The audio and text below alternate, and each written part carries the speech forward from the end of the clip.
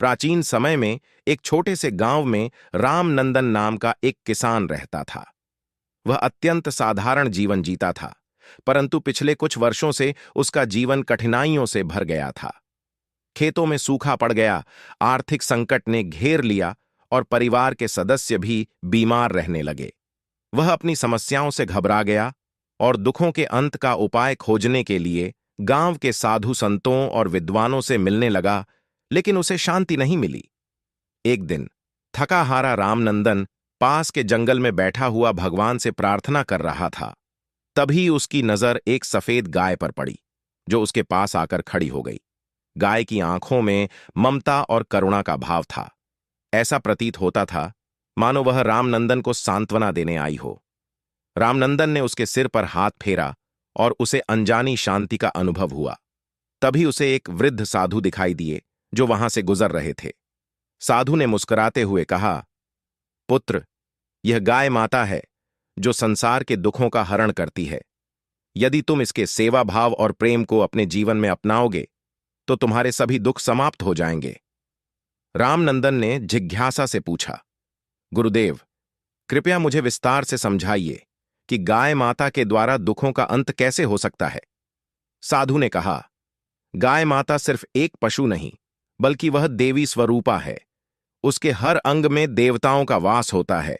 उसकी सेवा करने से न केवल पुण्य प्राप्त होता है, बल्कि मानसिक शांति और समृद्धि भी मिलती है।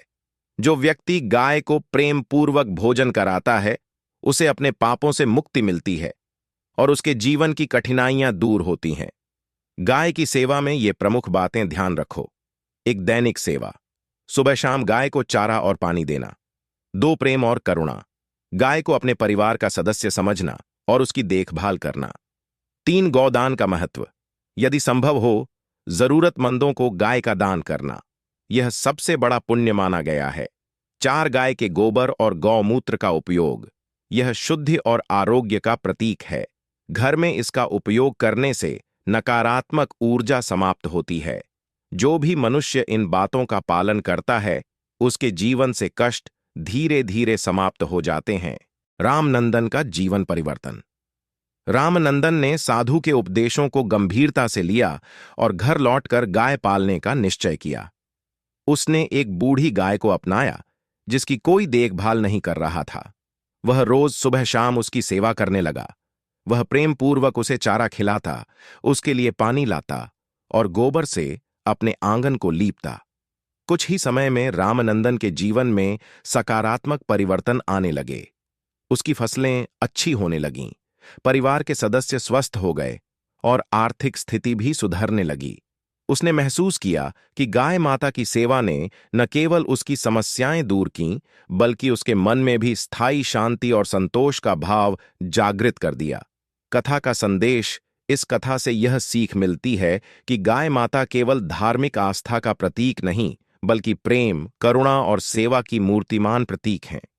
जो भी व्यक्ति निस्वार्थ भाव से गाय की सेवा करता है, उसका जीवन सुखमय और कष्टमुक्त हो जाता है। गाय की सेवा न केवल व्यक्तिगत, बल्कि पर्यावरण और समाज के लिए भी कल्याणकारी है।